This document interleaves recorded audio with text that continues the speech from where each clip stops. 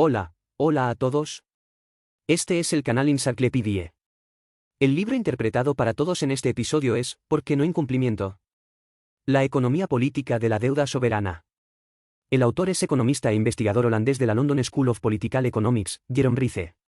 Al comienzo de este libro, propusimos un gran rompecabezas histórico. En los más de 100 años antes de la Segunda Guerra Mundial, ha habido muchos incumplimientos de la deuda de soberanía. Una vez que el país de la deuda se encuentra con una crisis política o depresión económica, generalmente anunció que dejará de pagar las deudas. Por ejemplo, durante la Gran Depresión de la década de 1930, casi todos los países latinoamericanos y la mayoría de los países europeos anunciaron la suspensión del reembolso de la deuda. En otras palabras, un Estado soberano se convierte en la OLAI, que es muy común antes de la Segunda Guerra Mundial, y generalmente se considera aceptable, porque este es un medio necesario para que el país responda a la crisis y haga la recuperación económica interna. Curiosamente, en el último medio siglo, las reglas financieras internacionales han cambiado en silencio. Durante este periodo, se han producido muchas crisis financieras en todo el mundo, como la crisis de la deuda de América Latina en la década de 1980, la agitación financiera asiática en la década de 1990 y la crisis de la deuda europea detonada por la crisis hipotecaria de alto riesgo de los Estados Unidos en 2008. Sin embargo, no importa qué impacto externo y no importa cuán deprimida esté la economía nacional, esos países de deuda con deuda parecen no haber considerado la opción de incumplimiento de la deuda en absoluto. Prefieren implementar la política de ajuste dolorosa, dejarían que las personas domésticas apriete sus pantalones para vivir una vida y continuarán pagando el dinero. Este enfoque contrasta con el incumplimiento de la gran deuda, el área del país durante la Gran Depresión. Mira un conjunto de datos. Según las estadísticas del Banco Mundial, por un lado, la deuda extranjera tomada de los países de bajos ingresos a los países desarrollados ha continuado aumentando. Después de 2014, el interés pagado por cada año es tan alto como $1 billón, que es aproximadamente el total de 100 países del mundo. Por un lado, la tasa de incumplimiento de esta enorme deuda ha disminuido hasta el final, e incluso durante la crisis financiera en 2008, la tasa de incumplimiento es inferior al 1%. Esto es extraño. Al igual que el título del libro en inglés de este libro señaló, ¿por qué no violar el contrato?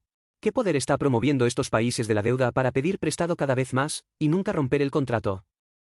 El autor de este libro señaló que detrás de este fenómeno se encuentran los principales secretos de los cambios en el orden político y económico internacional. En este episodio, revelemos este secreto juntos. Primera parte. Antes del funcionario que ingrese a la discusión, primero debemos distinguir la deuda extranjera. Aquí, también es deuda extranjera, y la deuda monetaria local y la deuda monetaria extranjera tienen una naturaleza completamente diferente. La deuda monetaria local, como los Estados Unidos emitió bonos del USD a países extranjeros o Japón emitió bonos de yenes japoneses a países extranjeros, es en realidad un impuesto de monedas invisible, porque, en principio, el país de la deuda siempre puede pagar la deuda a través de la impresión. La deuda monetaria extranjera, como el país latinoamericano pidió prestado el dólar estadounidense, es una deuda real. Debe obtener un producto real, obtener el dólar estadounidense exportando divisas y luego pagar la deuda. Una vez que sus reservas de divisas no son suficientes, entonces no tiene dinero. Por lo tanto, solo tomando prestado la deuda monetaria extranjera puede causar una verdadera crisis de deuda soberana. La única excepción es el país del sur de Europa representado por Grecia. Aunque el euro es la moneda local de estos países, debido a que no tienen derecho a emitir moneda, y obtener más euros solo se pueden exportar a la exportación, la deuda del euro es equivalente a la deuda monetaria extranjera para ellos. En este tema, la deuda soberana que dijimos se refiere específicamente a una deuda monetaria de este tipo. Bien, luego lo analizamos. Estrictamente hablando, la existencia de la deuda soberana siempre ha sido un misterio en la ley. Si una persona o una empresa no reembolsa deudas, puede verse obligado a hacer cumplir la ley. Sin embargo, si un Estado soberano no reembolsa deudas, no existe una autoridad legal mundial para hacer cumplir la propiedad de un país. Si el método más racional de un país se basa en la suposición de persona económica egoísta, es pedir prestado más dinero y confiar en él, y después de varias veces de sufrir algunas veces, los acreedores nunca lo pedirán prestado nuevamente. El dinero ha dado a cualquier Estado soberano, por lo que no debería haber deuda soberana en este mundo. Pero esto es obviamente inconsistente con los hechos. Dado que la deuda soberana puede existir y la escala aún se está expandiendo, es cierto que debe haber algún mecanismo para trabajar en secreto, lo que puede restringir al país de la deuda para tener deudas. ¿Qué es este mecanismo? La comunidad académica ha propuesto varias hipótesis. Uno es la reputación.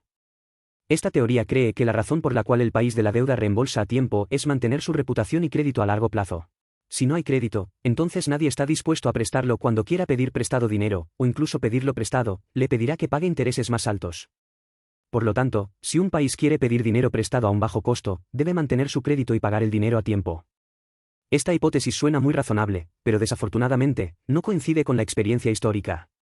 Como se mencionó anteriormente, en la Gran Depresión en la década de 1930, hubo incumplimientos de deuda soberana de muchos países. Estos países comenzaron a pedir prestado uno tras otro después de la década de 1970.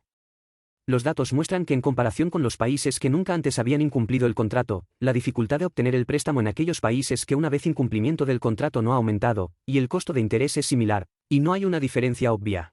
Por ejemplo, Argentina, como país de la deuda, ha incumplido muchas veces en la historia, pero los inversores no tardaron mucho en olvidar el dolor y enjambres de comprar bonos de Argentina porque sentían que Argentina tenía el potencial de crecer. Lo mismo es cierto para Grecia. Desde la independencia de Grecia del Imperio Otomano en la década de 19.820, ha incumplido repetidamente con la deuda soberana en 200 años, y ha estado en un estado incumplido por casi la mitad del tiempo.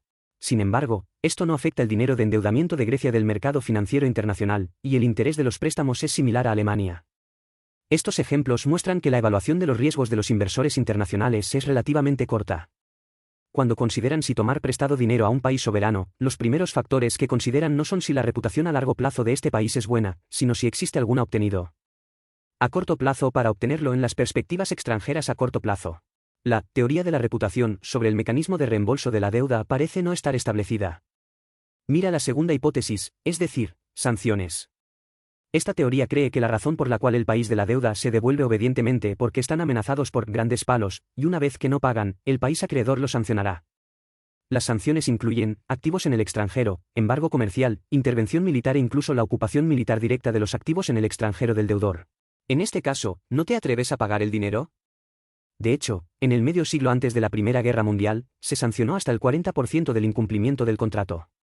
Por ejemplo, en 1902, los incumplimientos de la deuda soberana de Venezuela, Gran Bretaña, Alemania e Italia, enviaron directamente flotas para bloquear la costa de Venezuela y bombardearon sus puertos. Durante el mismo periodo, Estados Unidos envió al cuerpo de marines a hacerse cargo de las costumbres de los países pequeños y estadounidenses como Dominica y Haití para confiscar los impuestos aduaneros de estos países a pagar las deudas. Se puede ver que antes de la Primera Guerra Mundial, el país de la deuda estaba amenazado por la intervención militar. Sin embargo, después de la Segunda Guerra Mundial, las opciones de intervención militar ya no existen. Ninguno de los países estaba amenazado por la liquidación militar debido a los incumplimientos de la deuda de soberanía, e incluso las sanciones comerciales rara vez ocurrieron.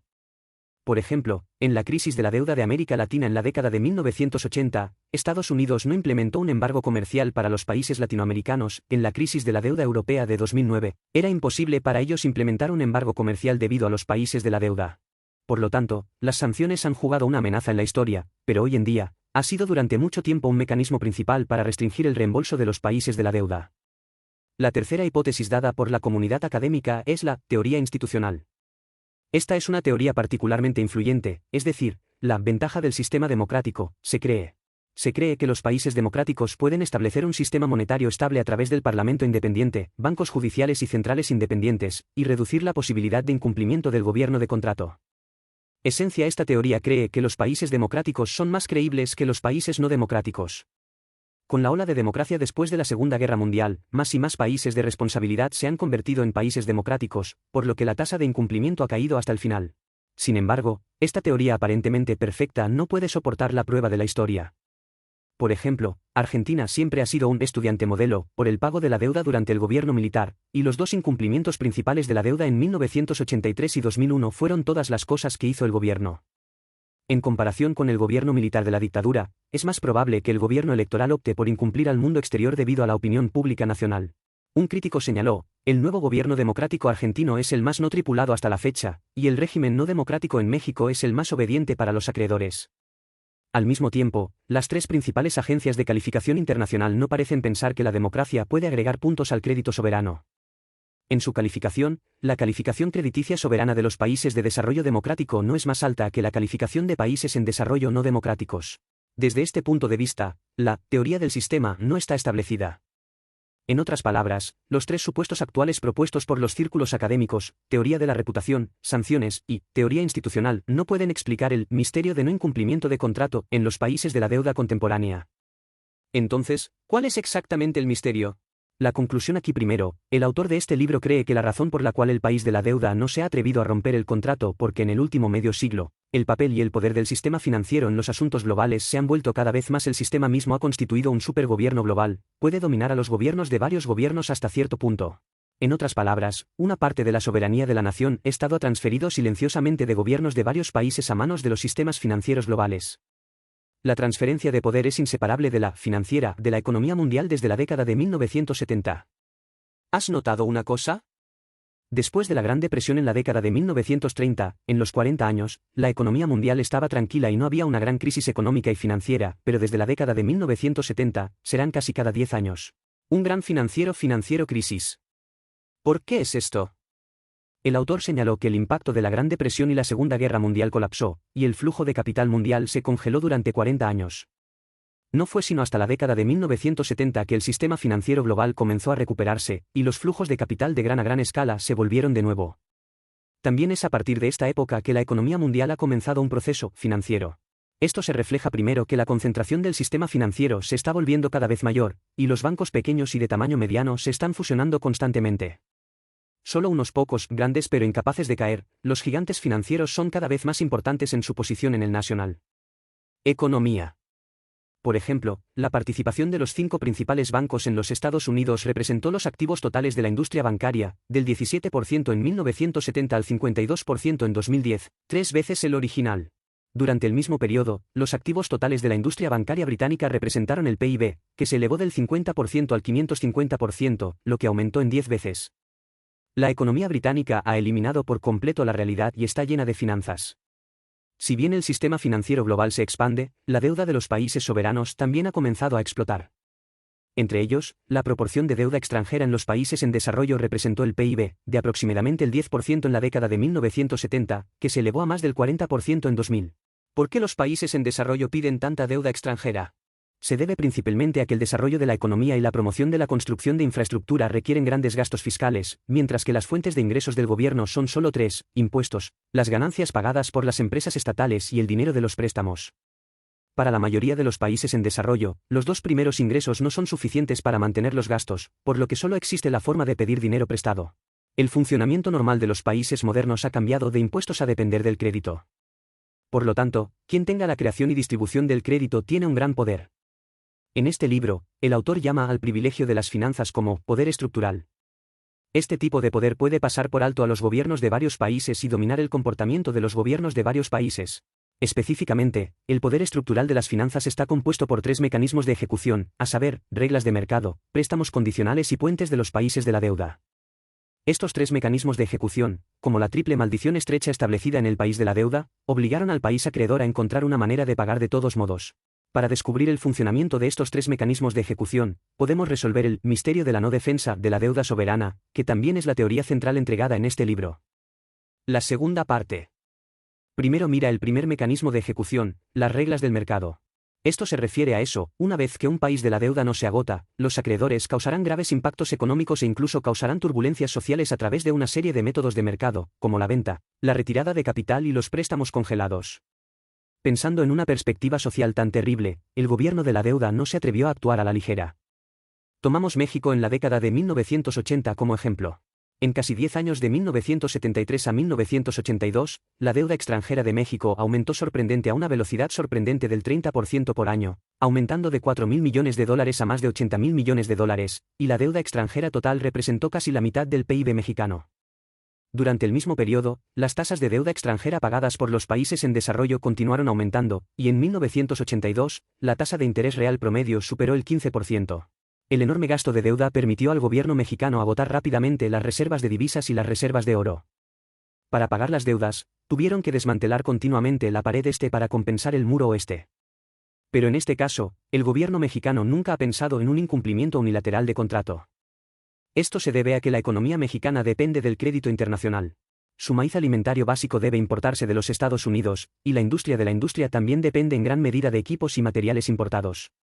Una vez que un incumplimiento unilateral de contrato, los acreedores internacionales actuarán conjuntamente y cortará todos los préstamos a México de inmediato. Sin el dinero para comprar alimentos y productos industriales, la economía mexicana colapsará de inmediato. Quizás se pregunte, ¿los acreedores internacionales tienen un poder tan grande? Rompí el contrato contra el Banco A, pero no rompí el contrato contra Bank B. Entonces, ¿por qué Bank B redujo el préstamo? Es necesario hablar sobre un concepto, el autor lo llama cartel de acreedores. Como se mencionó anteriormente, la concentración de los sistemas financieros internacionales ha aumentado desde la década de 1970. Estas grandes instituciones financieras formaron una comunidad cercana de intereses, y todas fueron gloria y daños. El libro cita al vicepresidente de Citibank que, mientras el país de la deuda no se agote a un banco, todo el sistema bancario se enfrentará a él. No obtendrán ningún crédito ni crédito a corto plazo. En términos de Estado, es completamente inimaginable. Además, por un lado, el gigante financiero internacional se organizó para formar un avance común y retirarse a Carter, por otro lado, no se le permitió organizar todos los países latinoamericanos para formar la Alianza Deudor. En 1984, Argentina convocó a 11 países latinoamericanos que también estaban en una crisis de deuda. Querían organizar una alianza de países de la deuda latinoamericana para negociar con el Grupo Financiero Internacional. Lo que piensan es que si International Financial Group no les da deudas significativamente, anunciarán el incumplimiento colectivo del contrato. Sin embargo, los métodos del Grupo Financiero Internacional son mayores, se adhieren a la discusión, que se convierte en una discusión, y solo negocian con cada país de la deuda sin aceptar negociaciones conjuntas, discapacidad y mayor calificación crediticia soberana. Este truco fue realmente poderoso. Inmediatamente se dividió en varios países latinoamericanos. México revirtió por primera vez, aceptó una negociación separada y llevó a un grupo de amigos a Argentina aislada. De esta manera, la alianza del deudor estaba completamente desintegrada. Ningún país anunció una violación unilateral del contrato, ni un país suspendido por intereses. De 1980 a 1986, al menos 49 países y regiones firmaron más de 100 acuerdos de reestructuración de la deuda con grupos financieros internacionales. El autor señaló que aunque estos acuerdos han reducido cierta deuda en la superficie, la reducción real no es grande. La reducción neta de la deuda en América Latina solo representa el 15% de la deuda total. Sin embargo, a través de estos acuerdos, el Grupo Financiero Internacional pone con éxito a varios países de la deuda en el juego de préstamos, para que no tengan la oportunidad de levantar la mesa. Las reglas de mercado, llamadas o aplicadas por los acreedores que Carter mencionó anteriormente, son solo la primera maldición de endurecimiento establecida en el país de la deuda. La segunda maldición de endurecimiento es un préstamo condicional para los acreedores oficiales. El acreedor oficial aquí se refiere al Fondo Monetario Internacional. En la crisis de la deuda latinoamericana en la década de 1980 y la agitación financiera asiática en 1997, a menudo vemos que la crisis del Congreso de la Deuda solicitó un rescate de emergencia del Fondo Monetario Internacional. Esto parece ser algo bueno. Si el país de la deuda ya no puede pedir dinero prestado a un grupo financiero privado, al menos puede pedir ayuda del Fondo Monetario Internacional. Sin embargo, si mira de cerca, las condiciones de préstamo organizadas por el Fondo Monetario Internacional son mucho más duras que los grupos financieros privados. Estas condiciones generalmente incluyen la implementación de las políticas fiscales endurecientes, aliviar el control de capital, abrir el sector financiero del país al capital extranjero, la privatización de empresas estatales, como departamentos clave, como las telecomunicaciones energéticas, etc. Se puede ver que estas condiciones son en realidad parte del país de la deuda que se transfiere de la soberanía del país para maximizar los recursos económicos del país de la deuda. Lo que es aún más duro es que el préstamo de emergencia organizado por el Fondo Monetario Internacional no está en su lugar, sino en lotes. El país de la deuda debe implementar las políticas de reforma anteriores, y debe continuar pagando intereses del grupo financiero privado, de modo que el próximo préstamo organizado por el Fondo Monetario Internacional esté disponible a tiempo. Por otro lado, el grupo financiero privado requiere que el país de la deuda acepte las condiciones de reforma del Fondo Monetario Internacional antes de aceptar ingresar las negociaciones sobre la reestructuración de la deuda. El autor de este libro cree que el Fondo Monetario Internacional en realidad ha desempeñado el papel del portero oficial del grupo financiero privado. Obviamente, las condiciones para privar parte de la soberanía del Estado propiedad de la deuda son definitivamente inapropiadas de proponer el grupo financiero privado. Esto solo puede ser competido por la institución oficial del Fondo Monetario Internacional. El Fondo Monetario Internacional también asume el papel de policía financiera para supervisar el país de la deuda para garantizar que el país de la deuda cumpla con la disciplina financiera. Además, el Fondo Monetario Internacional también tiene un papel más oculto, que es tomar la exposición al riesgo del grupo financiero privado al país de la deuda. La exposición al riesgo de eso se refiere a un préstamo que no tiene una operación de garantía o cobertura. Una vez que el banco de incumplimiento del deudor sufrirá pérdidas. En la crisis de la deuda latinoamericana, solo tenía una deuda de $82.000 millones en México, lo que representa el 48% del capital total de los 6 principales bancos estadounidenses. En ese momento, el presidente de la Reserva Federal, Volcker, dijo que el sistema bancario está a punto de colapsar, e instó al gobierno de los Estados Unidos a aumentar los fondos al Fondo Monetario Internacional y dejar que la Organización Internacional del Fondo Monetario terminó como bombero. ¿Qué misterios están ocultos aquí? Con el Fondo Monetario Internacional, los grupos financieros privados pueden aprovechar la oportunidad de reducir las tenencias de bonos soberanos en países latinoamericanos y reducir su exposición al riesgo. Esto es equivalente a transferir riesgos de deuda incobrables de grupos financieros privados al Fondo Monetario Internacional, y el Fondo Monetario Internacional es financiado conjuntamente por el gobierno de varios Estados miembros. Si hay deudas incobrables, los gobiernos de todos los Estados miembros compartirán.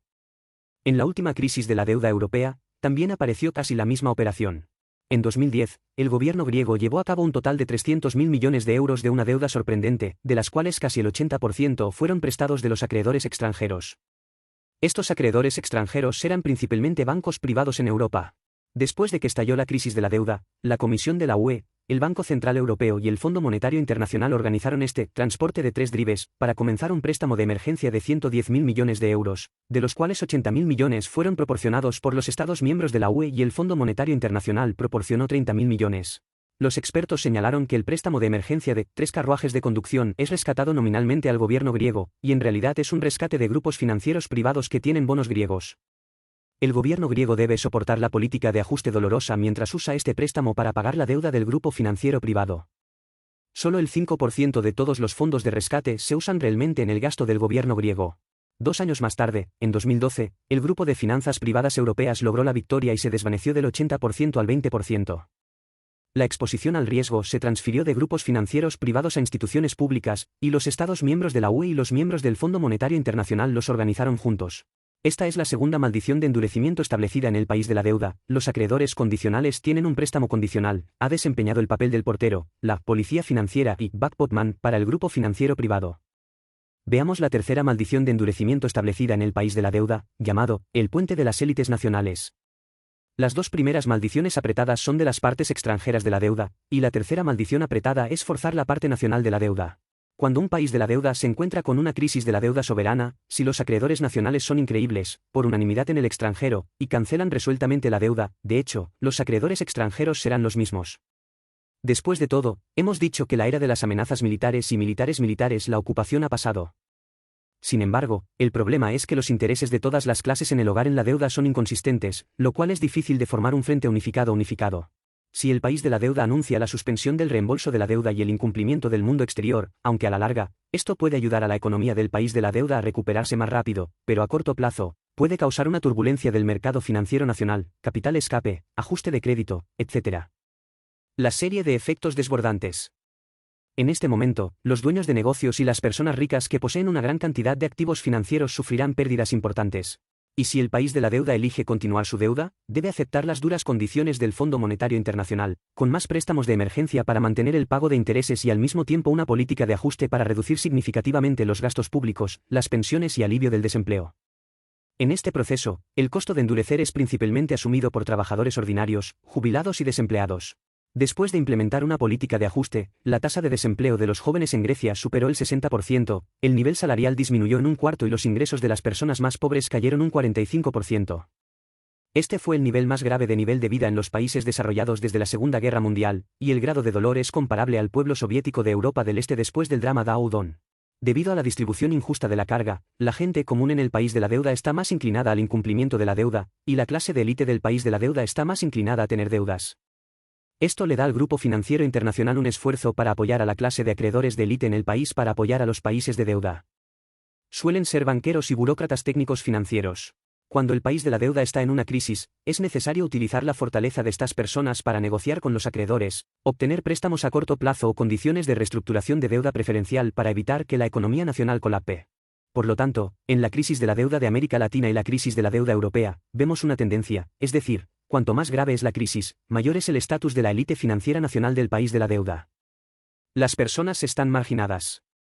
Con el tiempo, la disciplina fiscal que la deuda cumplió resueltos se internalizó en el sistema burocrático financiero del país de la deuda. En este momento, independientemente de la actitud del líder que seleccionó en el escenario, finalmente debe sucumbir a la decisión de toda la burocracia financiera. Por ejemplo, Grecia, una política de austeridad severa desencadenó una gran huelga y protesta a gran escala. El pueblo griego condujo a la parte gobernante de los acreedores a renunciar y eligió la Alianza Radical de la Izquierda que abogó por el incumplimiento de la deuda. Bajo la promoción de la Liga Radical Izquierda, Grecia realizó un referéndum el 5 de julio de 2015, y el pueblo griego rechazó las condiciones para obtener más asistencia propuesta por los acreedores. ¿Cuál es el resultado? Los burócratas financieros nacionales de Grecia hicieron deliberadamente el final del día después del incumplimiento del contrato. Dijeron que una vez que se cortaron los fondos externos, la industria bancaria griega colapsaría de inmediato, lo que causó la locura y los fugitivos de la capital de los tiendas y se convirtieron en profecía para la autorrealización. Solo una semana después del referéndum griego, el líder de la Alianza Radical Izquierda regresó a la tabla de negociación obedientemente y firmó la tercera ronda de acuerdo de rescate. El duro nivel de este acuerdo es mejor que las cláusulas de veto en el referéndum. Aquí es donde la tercera maldición de apriete es poderosa. En este punto, resolvimos el rompecabezas central propuesto por este libro, El país de la deuda, ¿por qué no violar el contrato? La interpretación de la comunidad académica tradicional incluye teoría de la reputación, sanciones y teoría institucional, y el autor de este libro propone su propia explicación, que es el poder estructural del Grupo Financiero Internacional. Este poder estructural se compone principalmente de tres mecanismos de ejecución. Primero, Carter, acreedor del gigante financiero internacional, ha provocado el colapso económico del país de la deuda al reducir todas las fuentes de movilidad del país de la deuda y obligando al país de la deuda a luchar. En segundo lugar, a través de instituciones oficiales como el Fondo Monetario Internacional, los países de la deuda deben implementar una política fiscal endureciente y la reforma liberalizada de eso para supervisar el comportamiento del gobierno. Tercero, a través de las élites financieras de los países de la deuda, la disciplina financiera se internaliza en el gobierno y suprimió la resistencia del gobierno electoral. El autor de este libro cree que el poder estructural del ISARC ha sacudido profundamente la legitimidad de la sociedad democrática. Especialmente en la crisis de la deuda griega, el pueblo griego ha perdido la confianza tanto en los sistemas democráticos como en las instituciones de la UE. El autor señaló que el proceso de democracia se estranguló en el lugar donde nació. Era necesario decir que era una gran ironía de la historia. Para compartir esto, este programa está a punto de terminar. ¿Qué tienes diferentes puntos de vista sobre esto? Bienvenido a dejar un mensaje para discutir con todos. Oye, si te gusta nuestro canal, suscríbete a nosotros. Jaja, recuerda que me gusta.